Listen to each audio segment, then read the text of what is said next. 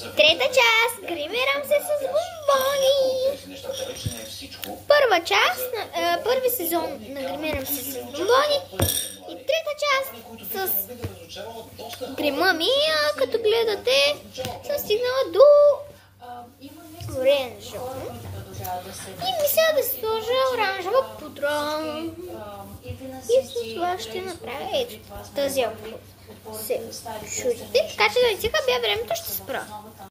Само да кажа, че втория грим, който ще направя втори сезон, ще е Хелоуин грим.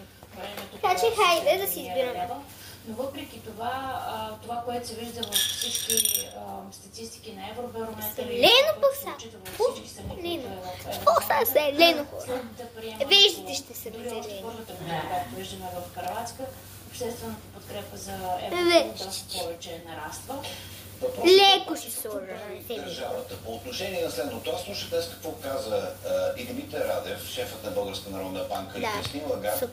Казаха, внимавайте с финансите. Очевидно ще трябва, поне в началото, добре би било да се сдръпи. Кафляво, браво бе, браво бе, браво бе. Ще сложа най-накрая нещо на носа. Ние трябва да се стремим да я запазим. Само, че извинявайте, че ви прекъсвам, но... Ще ги тагна до коментарите.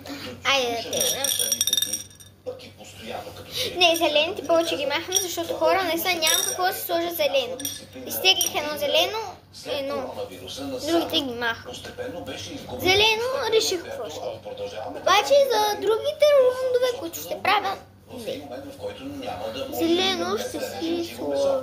Несъмнено е така и това е тенденция не само в България. Ще сложа, ще ви.